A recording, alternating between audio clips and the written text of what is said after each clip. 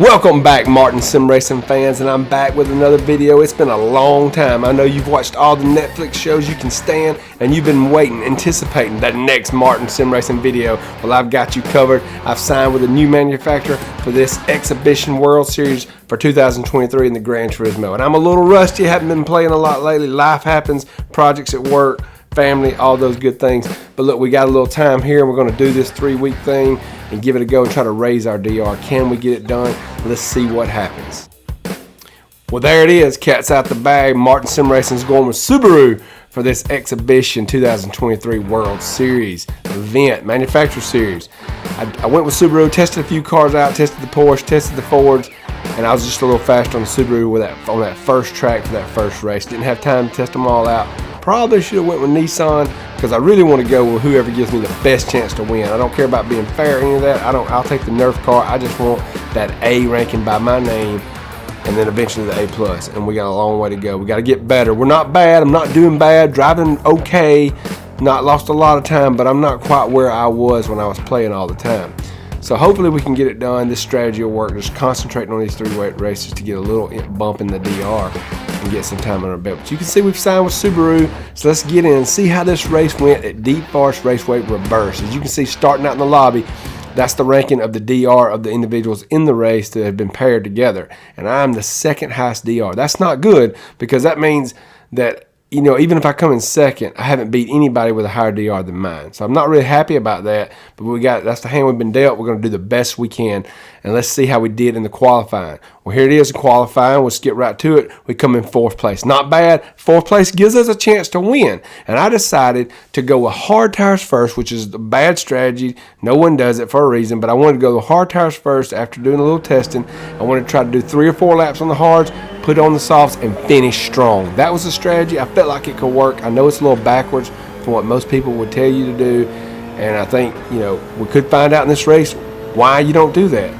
But we're going to see how it goes. I want to try something different. I figured if I do something different, opposite of where everybody else is, it could either go bad or good. If it went good, hey, maybe I'd get a win out of it. So let's see, starting off here on lap 1. Now, at the beginning of the race here, I know all the guys around me had soft tires on. I went and checked that out. You didn't get it to another guy with hard tires on until I think after you got past position 8, which is the normal strategy. You're in the top 5 or so, you want to use the soft tires.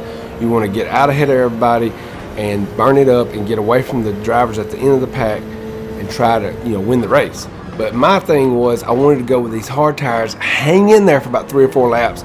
Don't fall any further back than say 6th or 7th, because these guys are going to be faster than me, so it's going to be hard for me to hang in there. But if I can do that, then when I pit, if I can put in good laps on my soft tires, real good laps for me, then I should come out after they all pit and be in 3rd, 2nd place, something like that. I mean, and finish strong, whereas they'll be coming out on the hard tires. I'll be at the soft tires, and I've already tested out the soft tires are still going to be in great shape after that many laps. If I do a little fuel management, I shouldn't have any problems there. And that was the strategy. So you can see I got a half-second penalty because I kind of got bumped off the track there. There's a little bumping and shoving going on here at the beginning, but it's nothing major. But as we come around here to the end of lap 1, I am still in 6th position, which does match my goal. And I did see somebody pit there at the end of lap 1, but that does match my goal of wanting to stay in that top 7 or so for this first 2 or 3 laps while I'm on these hard tires. So that's a good thing, and we're doing pretty good to start off with.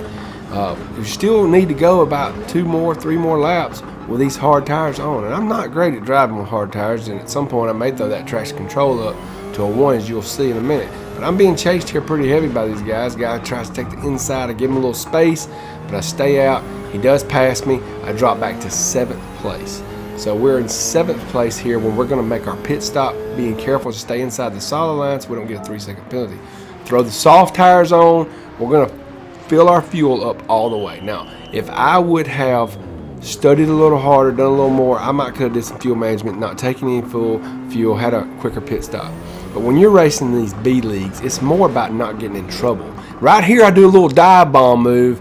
My bad, I shouldn't have done that, but nobody got touched. But this guy did not like it, and he is trying to end my race right there just because of that dive bomb. And I understand it ticked him off, but at the same time, I didn't make contact with him. And that's the difference between being a good move and a foolish move. But he does have to slow up a little bit to keep me from hitting him. And then when he does make the inside cut, he should just went on, in my opinion. But he tries to drive me into the wall. So I just kind of slow down, get back behind him. I'm faster. The problem is I'm faster than him and the next 2 or 3 guys in front of them. But I can't get ahead of them because now we got this tension, anger issue going on. And so let's see what happens as we continue on. We're on lap 7 now. And he's gonna be defensive and stay on the inside. So then I'm just gonna get the undercut done. I got a little bit into his back end, but it was just a little love tap. It didn't cause any harm really. Let's watch it from this angle and see what happens. We get a better look. So we turn in right here, just a little bump, doesn't really do any harm. He loses a little bit, but then he's so ticked off by everything that's taking place between me and him. He tries to take me out again, but he's unsuccessful, thank God. But I understand where he's coming from. You know, I'm rusty. I shouldn't have did the dive bomb thing. I don't really apologize for that move there. That stuff like that just happens. I'm not going to back off too much, or then I'll never win a race. I mean, being aggressive means you're going to make mistakes. This guy goes wide here. We got a good chance to get that 12th position where everything's running good. And then he goes wide, and watch what happens. He hits the barrier. Bam! He punishes us. I mean, it was not on purpose. He didn't mean to, but then the other guy goes past Kleenex in the Nissan, and let's watch it again right here. Look what happens. He just loses a little control, I guess, and then that sets him right into us. And the crazy thing was that by hitting us, it knocked his car back straight, and he didn't really lose anything. He's still up there holding his position. So I calculated this up. This put me back about 10 or 11 seconds by the time I get the car back on the road, get turned around. When you look at the lap times, I think it would end up being about 10 seconds or so versus what I could have been doing. Because you gotta remember, on soft tires, when I was running good, I was always putting up 126s, 127s was kind of a slowish lap for me on the soft tires. 125s was a real good lap. I wasn't consistently getting that, so it really hurt me a lot. But into the next lap, you can already see I'm already catching up. And I'm just trying to save my DR. You know, I'm just trying to make sure somehow I finish in the top 10. You know, if that would not have happened, I feel like I'd have had a better shot of my strategy working out. But it did happen, so now we know we've lost 10 or 12 seconds. And those top drivers, you know, you just can't gonna win a race doing that without a miracle. So I go on the inside here, and I get right behind this 13th place guy, Johnny C again. He's in the Ford. I love the Ford, but I wasn't as quick with it, so that's why I went with the Subaru. And we're already caught up with him, and we can see Kleenex and the Nissan right up there above him, just not too far above him. So I got a chance here, but the race is getting on over. We're about halfway through now, and we're going to try to avoid not doing a dive bomb again. So stay out here. He takes the defensive position, do a little undercut move. Bam, got it done. Get on by. But he is going to be in that Ford. It's got great straight line speed, so he can draft us, come up beside us, and retake his position again. Let's look at it again. I thought this was a good pass. This is the way you should get it done.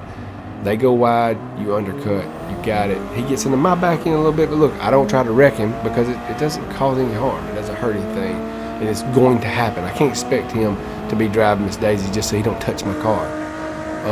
He comes up right beside me, and we're going to this next curve, and I know he's on the inside, so he's going to be a little slower. So I'm going to try to take the outside and cut it real good and fast. Got across there in plenty of time.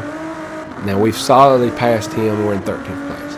I got to catch Kleenex in the Nissan and get that pass done, and then start really moving up the leaderboard, because people are starting to pit now. They're going to start pitting, and I want to be in position where I'm running fast laps. I like to start putting up those. My 8th lap was a 127.9. I'd like to hit 127s, 126s consistently. The fuel's at a point, the tires are at a point where I should be able to do that. So here we are. We're going to try to cut it outside. Then he runs wide.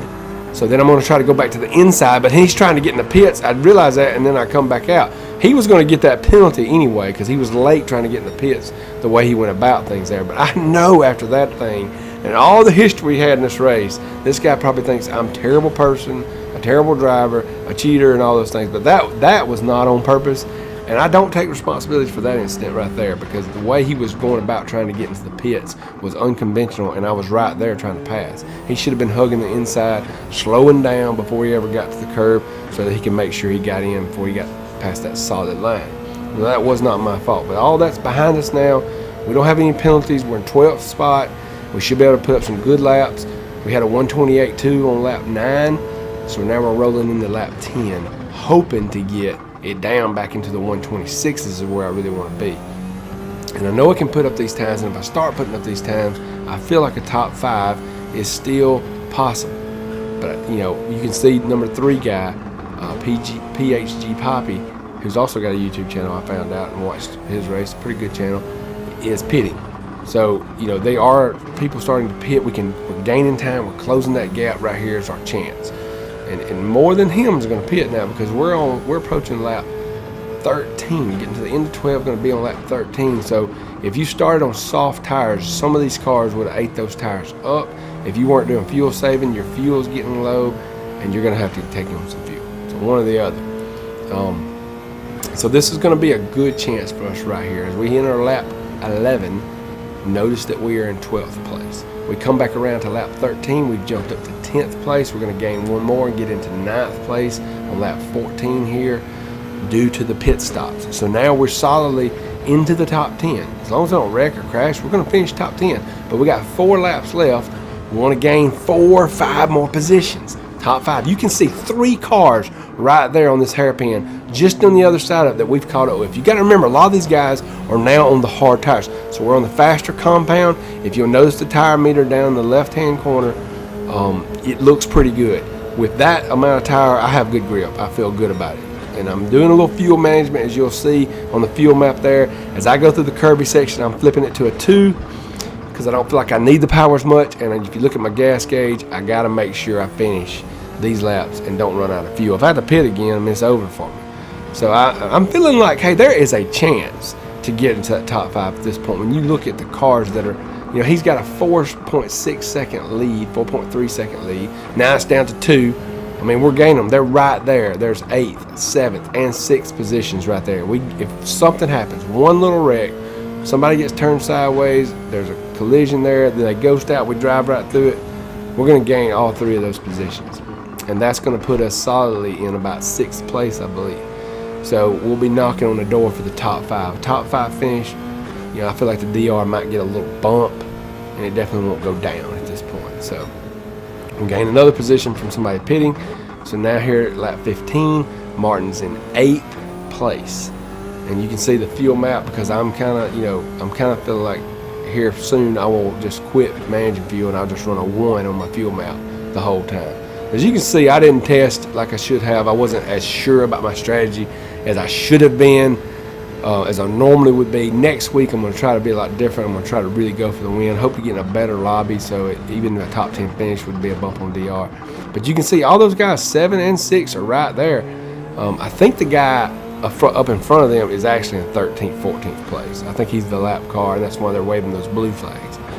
But I do have the potential to jump into 6th place if an incident happens, you know, if something happens. So you can see I put my best time in the first sector on this lap. I'm running in the 127s. I even put up a 126 back on lap 11, but more 126s, less 127s would be good. Tires are getting a little wear on them now. We only got lap 17 and 18 left after this lap.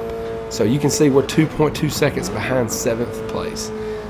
That is striking distance. I mean, there he is right there. If he just goes a little squirrely around a curve or something, we're good. And I'm in a rhythm. I'm feeling pretty good about it. Hey, the days of old are coming back from a few months back when I was getting rhythm. It's starting to come back, but it's taking some time.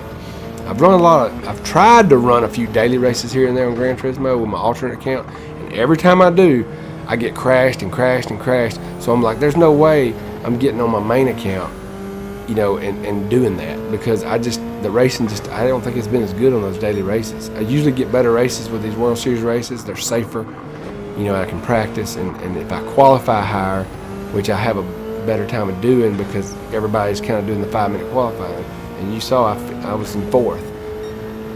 With daily races, it just doesn't work out as good. So that's why I haven't been posting, and that's why I haven't been racing. Plus, I just hadn't had a lot of time because life's gotten in the way of my Gran Turismo 7. But here we are in 8th place on the last lap, and you can see 7th and 6th are right there. I think one of those guys is in 13th, but that's 7th and 6th right there. So we have potential to finish in 6th place. There's the last place car. But there, even with him there is 5th place is right up there. One little wreck, one little incident, and we could possibly get into 5th position here on lap 18, which would be glorious after that wreck we had. You know, like I told you, that put me 9 seconds, maybe 10, maybe even 11 seconds behind if you go back and look at the lap times. You know, you give me 11 seconds right now, I'm in 5th or 4th place. So the way I see it, with that incident does not happen, I would be ready for a podium right here. But you can see 7th gets a little squirrely. I'm gonna come up right behind him, and he ghosts, but then he comes out of the ghost right as we get behind him, and he gives me a little hard push to the end. I don't think it was on purpose. I think he was just trying to hold his line, but man, he was ghosted. I just figured I could get right through there. It didn't work out though, and get 7th place. But as you can see, when we come across the finish line, watch what happens, because now we're in 8th place, which is a top 10 finish.